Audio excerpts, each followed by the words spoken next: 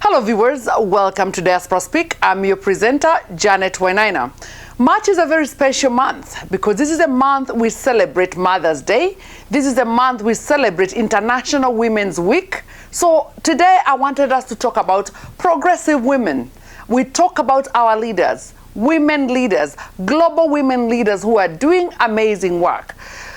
New Zealand, for starters, is one country that is being run by a prime minister who is a woman. Jacinda Ardern has done amazingly well during the COVID season, and we know that the economy there has grown rapidly with her leadership. Let's talk about Iceland. Prime Minister Katrin has done a lot of work with carbon neutral. We know that that country will be carbon neutral in 2040. We also know that Iceland have revamped the economy very well with women leadership. Not forgetting our neighbor, Tanzania. We have our president in Tanzania. Obviously, she got into power in a very difficult position when Tanzania lost their president, President Magufuli, rest in peace. And we know that President Suluhu has tried very much to bring Tanzania together.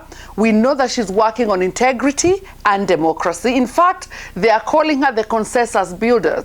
Instead of the president telling people what to do, she is listening. So we know, yes, countries that are being run by women are doing very well. So let us ask, Kenya, what is going on? Let's talk about progressive women in Kenya. And who can start off this conversation than Honorable Mother KARUA? Honorable Mother KARUA, welcome to Diaspora Speak. Thank you. Tell us a little bit, who is Mother KARUA? And this is 2022. We are talking about the Kenyan elections. What will Mother KARUA bring on the table? Thank you, Janet. Mother KARUA is a Kenyan who is passionate about issues of social justice, issues of good governance, and who is passionate about transformational leadership that can help our country move to a better level. And my experience in leadership is that Kenyans are not opposed to women's leadership, but there are many, many forces of misogyny and patriarchy that work against women in top positions. I campaigned for president in 2013. And I know that though my message was resonating with Kenyans, there were very many things that were on my way. The media, the narratives in the media, the framing of issues. And one simple one was, oh, she's a good candidate, maybe the best, but you'll just be wasting your vote. Kenyans are not ready. So such narratives. But I think we are now in 2022. Things are changing. Many more women have come onto the leadership scene in the last 10 or so years. I think Kenyans are more ready for women in top positions. And even the influence of our neighbors, the fact that Tanzania now has a female president who is doing quite well. We are also not an island. We know what is happening around the world. You mentioned New Zealand. You mentioned Iceland. We've seen countries with women's leadership that have done so well. Germany is a good example with their immediate past Chancellor. It's been, I think, a good period to showcase women's leadership. And Kenya not being an island, we are moving towards getting there. Wow. Thank you very much. I like your explanation there that Kenyans are not, they're not opposing the female president. I think it's about time 2022 we really give you a chance. I am saying that. But they call you the Iron Lady, and most of those countries we are talking about progressively led by female, we also call those female the Iron Lady. And when people call you the Iron Lady, it's because of the fight you've put out there for Kenyans. You have really gone out there, and in fact, some people will call you an activist because of what you brought into the table. But let us recall when you walked away from office. Most people have not forgotten that you walked away from office. Give us a reason why you walked away from office. Do you still believe it was the best decision for you to do? What kind of gains and losses have you done from walking away from office? I think the phenomenon of people resigning from office in mature democracies is a thing, it's a given. That if for any reason you feel that your position is no longer tenable, for whatever reason, you go. I felt as Minister for Justice that my position was no longer tenable because I felt I did not have the support of my appointing authority on my mandate. And my mandate was threefold: policy on the fight against corruption, issues of human rights, and administration of justice. When I felt that I was obstructed and I could not deliver for Kenyans, I resigned from office. And what people need to know is that it was a sacrifice on my part, because when you resign, you leave behind the salary of a minister, you leave behind privileges, you leave influence. I reverted to a backbencher in Parliament because I was an elected member of Parliament. And I keep making this point. I never resigned from my elected position. Being a minister is an appointed job by the head of government, who was then the president. But the people of Kirinyaga had elected me, the people of Geshogo, as their member of Parliament. I never resigned from that position. I continued to serve Kenyans as a member of Parliament for Geshogo. And being in the national parliament, I actually was also serving the whole nation. My voice remained a firm voice on issues of social justice. It did not diminish. If anything, it became stronger. I did not abandon the people. I abandoned power and privilege because they were no longer serving the people. And that was a sacrifice. I think it's important for Kenya to hear that very clearly, that Honorable Mother Karua did not abandon the people, left privileges, yes, but not abandon the people. Saying that, we have missed you in governance in the last couple of years in Kenya. What would you have wanted to see in governance in the last 10 years, let me say? I would have wanted to see the country strengthen its governance systems, strengthen its fight against corruption so that it can deliver its promises to the people. There is no government that can deliver its promises if the resources of the country are not being harnessed, safeguarded, and applied for the benefit of the people. So we have not made as much progress as we should have made in the last 10 years. Our institutions have not grown as strong as they should have, because without good governance, our institutions cannot grow, and the growth of the country is arrested. For the last 10 years, when I've been out of elected office, my voice on issues of social justice has continued to be loud and to grow stronger. I've been on the political scene on issues that matter to Kenyans. And I quip sometimes, Kenyans will have heard my voice more than the voice of the people they have elected, on the people who they're paying from the exchequer to do the job. For me, it's not about position. It's not about the money. It is the call in me to serve the people. We have seen at the ground, your support system has woken up. Kenyans are talking about you becoming maybe the deputy president. They're even asking, why is Mother Karua not going to be on the ballot box as the incoming 5th president? We would like to know, with your coalition, what plans you've got in place. Would you be looking to get into governance, maybe a deputy president, maybe get into, governing with whoever wins the presidency? What is your take about your 2022 plans for political forwardness, let me say? First and foremost, I have offered myself to serve the people of Kirinyaga as governor.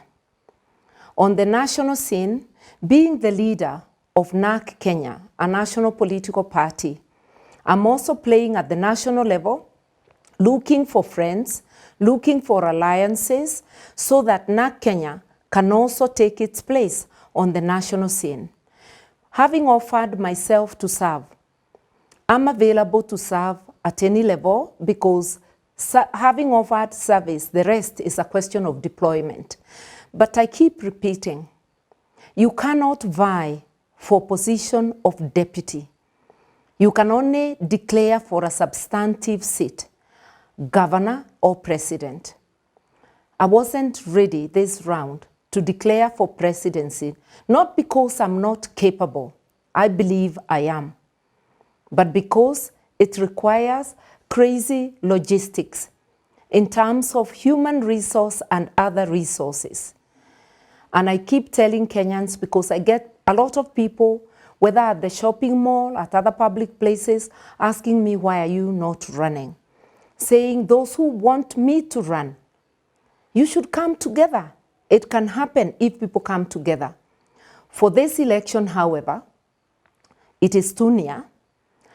All I can say is this, that I have offered where I can offer directly. But if there's serious talks and partnerships and a serious offer is made, it will be considered, because I, as a leader, should not shut my ears to the voice of the people. Therefore, everything is on the table. I will not resist what comes my way or what comes in on the table to serve the people. I've offered to serve. This is my country. If I serve Kirinyaga, I'll be serving Kenya because Kirinyaga is a part of Kenya. If I serve at the national level, I will not only serve Kenya, but also Kirinyaga. So both, at both levels, I'll still be in the service of my great country and county. Well, a lot of Kenyans would not agree with you, because I think the full force at the ground is saying, let us see if we can have Mother KARUA standing and talking to us. And I know you talk about logistics. Yes, Kenyans who are listening to the program today, we know that most of the people we see running for presidency and other office, it's all about the campaign they run. We know who has sponsored, like the Honorable Raila Odingas. We have seen them out there with their sponsors, with the William Ruto. We've seen the people who are supporting financially and moving that, coalition as well. We've also seen in the past President Uhuru Kenyatta and the support he's got, the powerhouse with the people bringing the money in, the sponsorship coming in and out for this campaign. Honorable Mother KARUA, who are your sponsors? Why are we not seeing you running left and right doing the campaigns? And then, if that's the case and Kenyans want to get together and work with you and support you to give you that mileage of going to do those campaigns, how would they do it? How would Kenyans get to you? Because again, it's all about accessibility. Let me say that even the campaigns I've done previously for Member of Parliament, for Governor in 2017, whose victory was stolen, even now the campaigns I'm doing, there are people who come forward to support me. There'll be an element of my money, but there'll be more of supporters' money, people volunteering, but volunteers to the level of mounting a national campaign. May I call out, give a shout, will the real Mother KARUA supporters stand up? And it doesn't have to be big money. It can be small money, but leveraging on numbers. In this country, it is business people, sometimes never mind what sort of business, who have come to support parties. Mainly people who work and tender with government, whether cartels or tenderpreneurs. In Kenyan society, we are trying to get people into the culture of donating campaign money. That is the rank and file, everybody. And also to get people to donate money, not just to candidates, but also to political parties. But unfortunately, a lot of people think that when you step forward and offer yourself for leadership, that somehow some money comes to you, which you should go dishing out.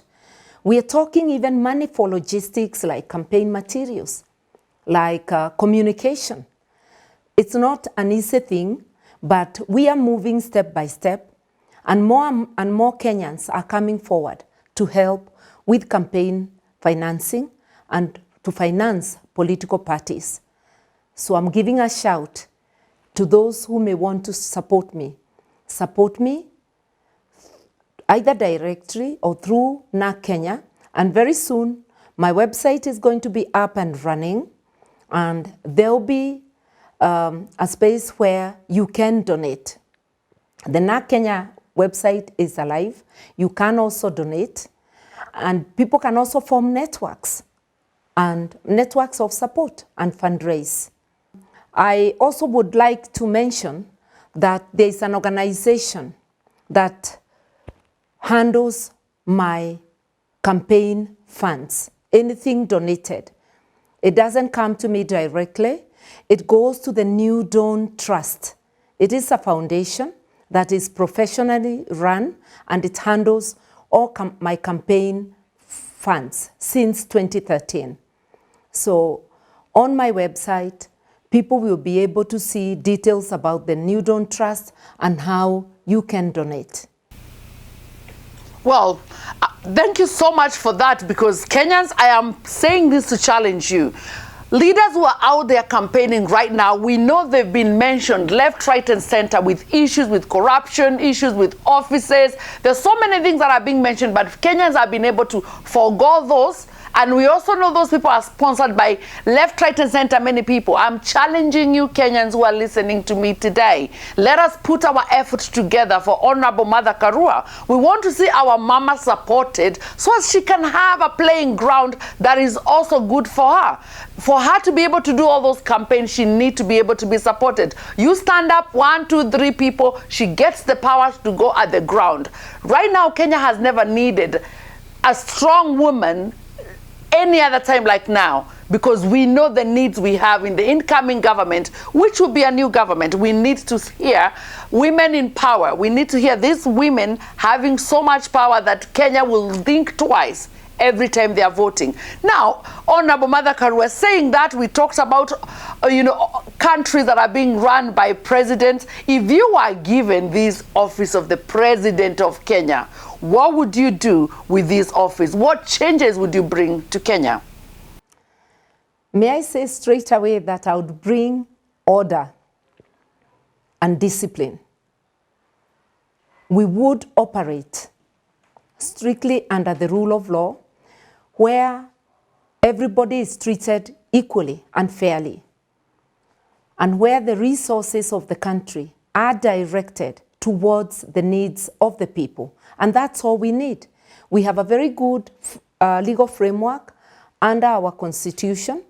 And if we followed the rule of law, we would be able to also strengthen our institutions, be it the judiciary, the legislature, the executive, our civil service, to deliver to the people of Kenya. And we have seen this before. When the NAC government came in 2003, with the support of Kenyans, within a month, it was like it's a different country. And a lot of good things happened. And although later on, old habits came back, you can see that the momentum of the Kibaki administration has stood this country in good stead. We just need to go back to those good days when both those in leadership, those in office, and the citizens were holding hands together to ensure there is good governance. And Janet, you also asked what additional value proposition women bring on the table.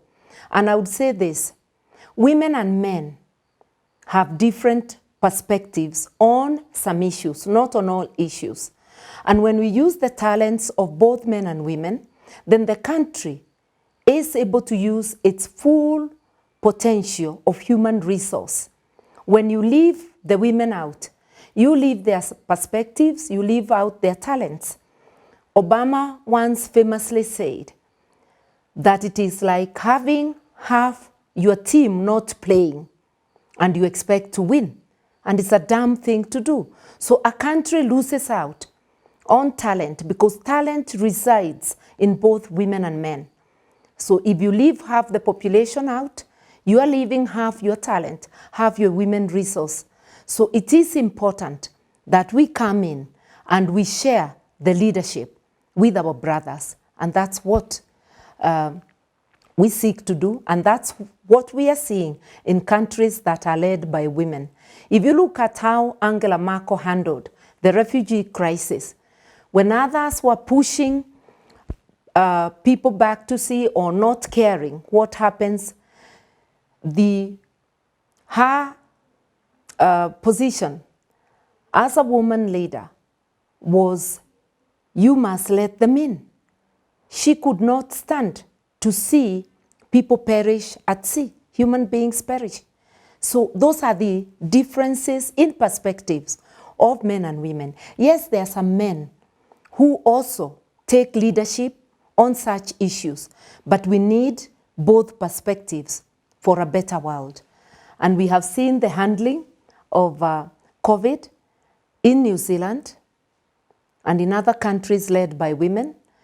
We are all agreed that even businesses led by women generally do better on a global scale more than those led by men. So let us have both perspectives on the table for the benefit of our country. Thank you very much, Honorable Mother KARUA, for that, because we agree we are the people who should make these decisions. Now, I want you to talk to Kenyans at the ground about how you would, you really tell them how to behave during these elections, what kind of support they can put on the table for you, directly to the Kenyans, because we know in every elections we will have winners and we'll also have losers. And we all have one, at the end of the day, being one Kenyan. So we would like you to speak to the Kenyans at the ground. Tell them, as a mother, as a woman who's been there time immemorial over these elections after another elections, how would you like Kenyans to behave themselves? I think as Kenyans, we must really work hard to have integrity during our electoral process. Rigging or vote stuffing or whatever you call it cannot occur without the contribution of Kenyans. It is Kenyan professionals who get hired as election clerks, as presiding officers, as returning officers. If every one of us upholds the Constitution, does what they are required to do, then we will not only have elections that are free and fair, that uphold integrity, we will also have a functioning civil service that upholds integrity, and graft will be a thing of the past. It is you and me who must invest our energies in building the country we want to see. There is nothing like a little graft in that corner. If an election clerk, if a presiding officer says, no, I must obey the law, I've got a job to do and I will obey the law, then there will be no issues of integrity in our elections. Let our votes count. You and me must cast the vote to put right what we think is wrong with our society. If you're not happy with the services, vote for a person you can trust will give you those services. Vote for a good MCA. Vote for a good governor. Together they make the county government. That is the MCAs and the governor. If you vote good leadership in the county, it means you'll improve your health services because health is devolved, your agriculture, your education infrastructure, your ECD, your agriculture, your infrastructure. Most of the things close to you day by day are managed at the county. You then must go ahead and elect good national leaders, 3 members of parliament, That is the constituency MP, the woman rep, and the senator. You must elect leaders of integrity, leaders you can trust. Finally, elect a president you can trust. Look at the menu, electoral menu, elect people you can trust. And if you elect only a president you can trust, you have not done half the job. The president cannot work in your county. A president will only do national duties. And those national duties include allocating money to the counties. So if your county doesn't have a governor who is a good leader, and MCAs who are good leaders, you will not get the services you desire. So let us use our votes well. Let us invest our energies in making Kenya a nation where the rule of law is observed, a nation where integrity matters. Thank you.